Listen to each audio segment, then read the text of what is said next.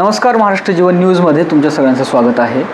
भारतामध्ये होमगार्ड हा घटक देशाची कायदा आणि सुव्यवस्था राखण्यासाठी एक महत्त्वाचा घटक म्हणून गणला जातो. आणि होमगार्ड संघटनेचं एक महत्त्वाचं वैशिष्ट्य हे सुद्धा आहे की स्वातंत्र्यपूर्व काळामध्ये स्थापन झालेली संघटना, त्याचबरोबर निष्काम सेवा हे ब्रीद वाक्य प्रमाण मानून चालणारी संघटना. मात्र या होमगार्ड बांधवांचे आणि भगिनींचे आपण पाहतो की अनेक प्रश्न हे मागच्या अनेक वर्षापासून सातत्यानं प्रलंबित आहेत. आणि या प्रश्नांवर आझाद मैदानासारख्या ऐतिहासिक ठिकाणी जाऊन महाराष्ट्र राज्याच्या राजधानीमध्ये जे प्रश्न मांडतात आणि त्यांच्या प्रश्नांवर आंदोलन उभं करतात असे बसव प्रतिष्ठानचे संस्थापक रामलिंग पुराणे जी आपल्यासोबत आहेत. येणाऱ्या काळामध्ये याच महिन्यात 11 मे या दिवशी एक मोठं आंदोलन अनेक मागण्यांसाठी आपण होमगार्डच्या विषयांना घेऊन त्या ठिकाणी आयोजित केले.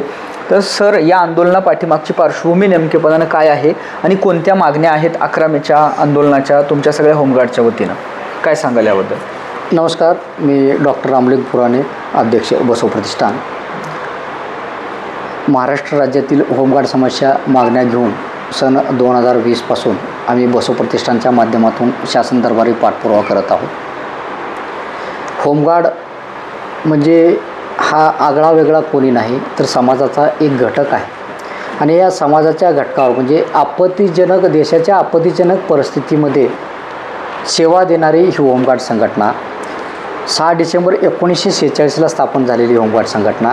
आणि आज तागायत आज 2021 म्हणजे 6 डिसेंबर 1946 आज तागायत ह्या होमगार्ड संघटनेची जे ब्रिटिशकालीन कायद्यामध्ये पिळवणूक केली जाते. आणि त्याच माध्यमातून आम्ही 2020पासून जे होमगार्ड संघटनेवर जो अन्याय होतो आहे त्या अन्यायाच्या बाबी लक्षात आल्यानंतर आम्ही ह्या होमगार्डच्या विषय एक सामाजिक सलोखा जोपासत म्हणजे समाजासाठी झटणारी होमगार्ड संघटना आणि या समाज माध्यमाचा हा विषय असा समजून आम्ही बसव प्रतिष्ठानच्या माध्यमातून त्यांना न्याय मिळावं, त्यांच्या कुटुंबाला न्याय मिळावं यासाठी आम्ही बसव प्रतिष्ठानच्या माध्यमातून हा एल्गार 2020पासून पुकारलेला आहे. बस सर, 2020पासून आपलं हे सातत्यानं आंदोलन सुरू आहे. तर आता 11 मेच्या दिवशी जे आंदोलन आहे त्याच्या प्रमुख मागण्या काय आहेत? 2020पासून जे मागण्या आहेत, 2020ला पण 17 मागण्या होत्या. त्या मागण्यामध्ये पण कायद्यात बदल, 365 दिवस काम, त्याचबरोबर पुनर्नियुक्ती, पुनर्नोंदणी असे विविध विषय हे 17 मागण्या 2020पासून आहेत. त्यामध्ये काही त्या काळामध्ये 2020मध्ये 8,500 लोक अपात्र केलेले होते. होमगार्ड लोकांना विमा कवच नव्हता. अशा अनेक मागण्याच्या माध्यमातून त्यावेळेस 4 मागण्या त्या आंदोलनामध्ये शासनाने मान्य केल्या आणि ती लागूही झाल्या. म्हणजे ते मागण्या म्हणजे 8,500 लोक अपात्राचे पात्र झाले, त्यांना विमा कवच लागू झाला. त्याच्यानंतर समादेशक पद पूर्वत झाले.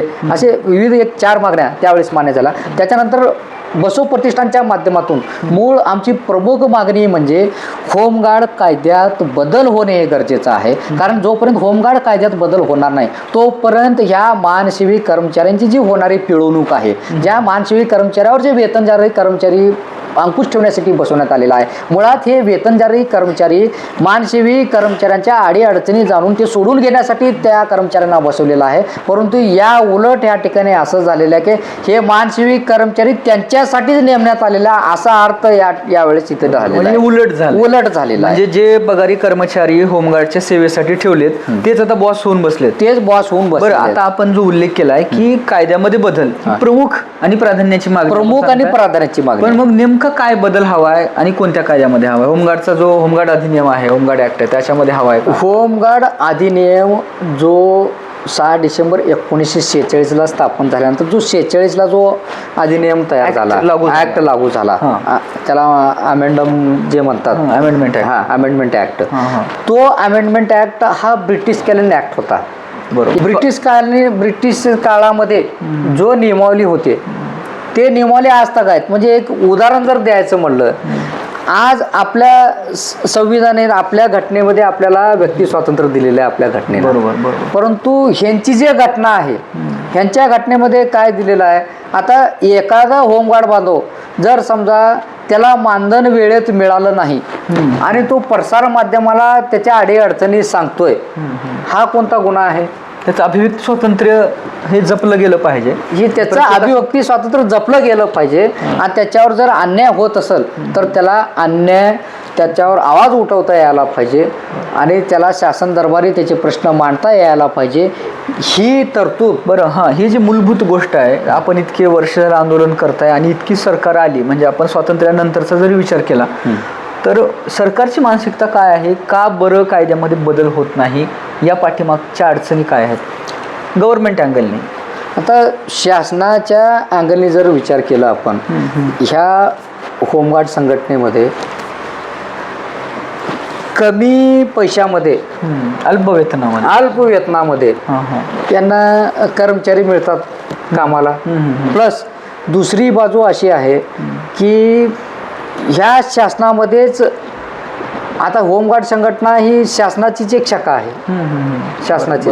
परंतु त्या ठिकाणी जे वेतनधारी काम करणारे जे कर्मचारी आहेत ते मुळात त्यांना सवय लागलेली आहे. ह्या लोकांना जे मानसेवी लोकांना मानसेवी म्हणून जे मनमानी काम त्यांच्याकडून करून घेण्याची जी सवय लागलेली आहे ती सवय सुटत नाही आहे. त्यांना राबवून घ्यायचं आहे. आपल्याकडे सालगडी जसं राबतो तसं त्यांना राबवून घ्यायचं आहे. त्या अटकाले त्याला शोषण करायचं, शोषक मानसिकता. त्यांना त्यांची मानसिकता कसं आहे, त्यांना शोषण करायचं आहे.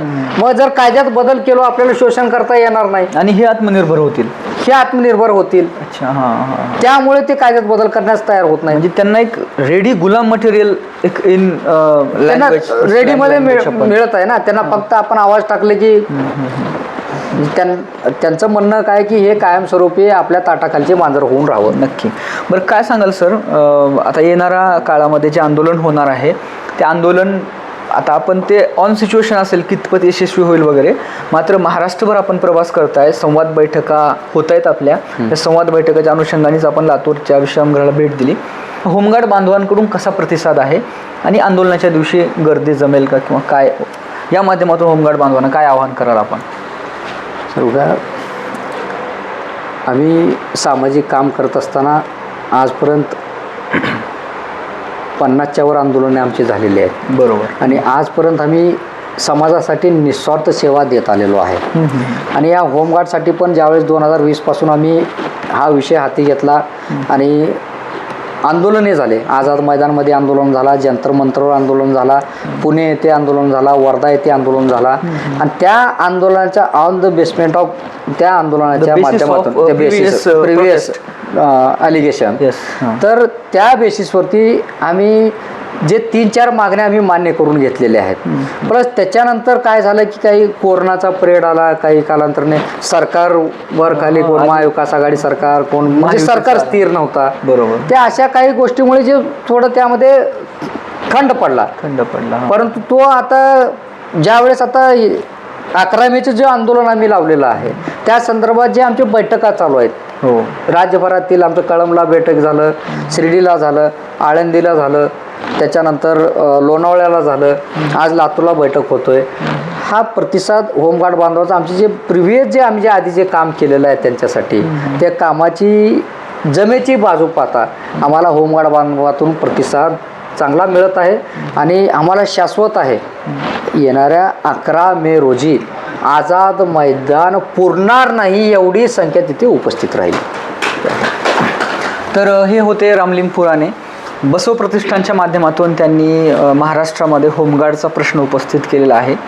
महात्मा बसवेश्वरांनी 11व्या-12व्या शतकामध्ये ज्यावेळेस जगाला लोकशाही ज्ञात नव्हती त्यावेळेस अनुभव मंटपच्या माध्यमातून प्रत्येक व्यक्तीला त्या ठिकाणी आपल्या स्वतःच्या व्यक्तिमत्वाबद्दल भूमिका मांडण्याचा अनुभव मंटपच्या माध्यमातून एक अधिकार दिलेला होता. म्हणजे आजच्या साध्या सोप्या भाषेत बोलायचं झालं तर प्रत्येक माणूस, प्रत्येक स्त्री, प्रत्येक पुरुष ही खासदार होती.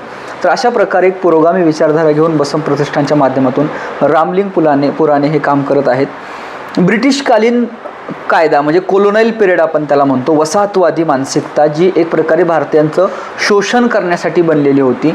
तर भारतामध्ये स्वातंत्र्यानंतर बदल काहीच झालेला दिसून येत नाही. गोरे इंग्रज गेले आणि काळे इंग्रज आले, अशा प्रकारची परिस्थिती आज किमान होमगार्डच्या ॲडमिनिस्ट्रेशनमध्ये, होमगार्डच्या प्रशासनामध्ये दिसून येत आहे.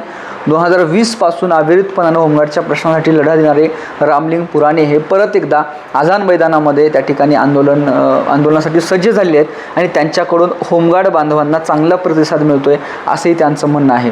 या सगळ्या प्रक्रियेनंतर सरकार होमगार्डच्या प्रश्नाकडे कसं पाहते आणि कायद्यामध्ये बदल होतोय की नाही हे पाहणं एक महत्त्वाचा विषय ठरणार आहे. मी विक्रांत शंके, कॅमेरा पर्सन आदित्य वसाळेसह महाराष्ट्र जीवन न्यूजसाठी लातूर.